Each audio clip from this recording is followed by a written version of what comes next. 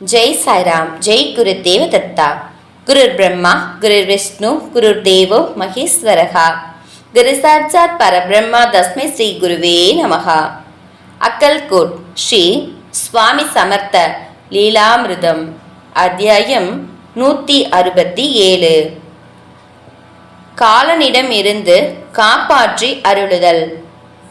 காசியை சேர்ந்த பகிரே சாஸ்திரி என்கின்ற அடியவர் ஸ்ரீ தத்தாத்திரேயரின் பரம பக்தர். அவர் பல நாட்கள் ஸ்ரீ தத்தரை பிரார்த்தனை செய்ததன் பலனாக அவருக்கு ஒரு மகன் பிறந்தான்.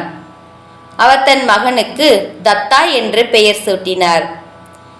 சாஸ்திரி புவா ஜோதிட கலையில் சிறந்து விளங்கியதால் அவர் தன் மகனுடைய ஆயுட்காலம் வெறும் 14 ஆண்டுகள் மட்டுமே என்பதை அறிந்து கொண்டார். அவரும் அவருடைய மனைவியும் மிகுந்த மனவேதனை அடைந்தனர். அவர்கள் ஒரு துறவியை அணுகி ஏதேனும் பரிகாரம் செய்தால் தன் மகன் உயிர் பிழைப்பானா என்று கேட்டதற்கு, அவதார புருஷருக்கு சேவைகள் செய்தால் இந்த பேரழிவிலிருந்து காப்பாற்றப்படுவீர்கள் என்று கூறினார். இந்த காலத்தில் அப்படிப்பட்ட ஆத்மாக்கள் இருக்கிறார்களா என்று சந்தேகத்துடன் கேட்டார். நான் சில நாட்களுக்கு முன் அக்கல்கோட்டில் அப்படிப்பட்ட அவதார புருஷரை தரிசனம் செய்தேன். நீங்கள் அங்கு செல்லுங்கள் என்று அவருக்கு வழிகாட்டினார். சாஸ்திரி புவா தன் மனைவி மற்றும் மகனை அழைத்து கொண்டு அக்கல்கோட் வந்தடைந்தார். ஸ்ரீ சுவாமி சமர்த்தரை தரிசனம் செய்தவுடன் பேரானந்தம் அடைந்தனர். அவர்கள் 4 ஆண்டுகள் அங்கேயே தங்கி ஒருமுகமாக ஸ்ரீ சுவாமிக்கு சேவைகள் செய்து கொண்டிருந்தனர். குறிப்பிட்ட பேராபத்து நிறைந்த அந்த நாள் வந்தது. அன்று ஸ்ரீ சுவாமி மகராஜ் காஸ்பாக்கில் அமர்ந்திருந்த போது இம்மூவரும் தரிசனத்துக்காக வந்தனர். அப்போது பலர் ஸ்ரீ சுவாமியை சூழ்ந்திருந்தனர். சிறுவனுடைய உடல் நடுங்கத் தொடங்கியது. அவனுடைய கண்கள் வெளிரி தொப்பென தரையில் விழுந்தான்.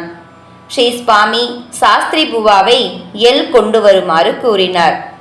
எதற்காக ஸ்ரீ சுவாமி எல்லை கொண்டு வரச் சொல்கிறார் என்பதை அறிந்து கொண்ட புவா, சுவாமி, நாங்கள் 4 ஆண்டுகளாக உங்களுக்கு சேவைகள் செய்தது இந்த நிகழ்வை தடுப்பதற்குத்தானே. இருப்பினும் ஏன் இப்படி நடக்கிறது என்று பயத்தில் கதறினார். பெற்றோர்கள் இருவரும் ஸ்ரீ சுவாமியின் பாதங்களை பற்றி கொண்டு வாய்விட்டு அழுது புலம்பினர். தங்கள் மகனை காப்பாற்றுமாறு பிரார்த்தனை செய்து கொண்டனர். கருணையின் வடிவமான ஸ்ரீ சுவாமி அவர்களிடம், ஏன் அழுகிறீர்கள்? சர்க்கரையையும் எல்லையும் கலந்து இவனுடைய வாயில் போடுங்கள் என்று கூறினார். அடுத்த நொடியே அவர்கள் அவ்வாறு செய்தவுடன், ஆகா, இறந்த மகன் மீண்டும் உயிர் பிழைத்து கொண்டான். ஸ்ரீ சுவாமி சமர்த்தர் காலனின் பிடியில் இருந்து அந்த சிறுவனை காப்பாற்றி அருளினார்.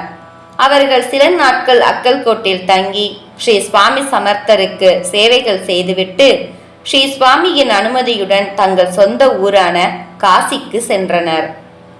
ஜெய ஜெய ஸ்ரீ சுவாமி சமர்த்.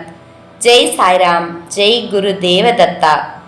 அனந்த கோடி பிரம்மாண்ட நாயக ராஜாதிராஜ யோகி ராஜ பரபிரம்ம ஸ்ரீ சுவாமி சமர்த்த மகாராஜ் கி ஜெய்.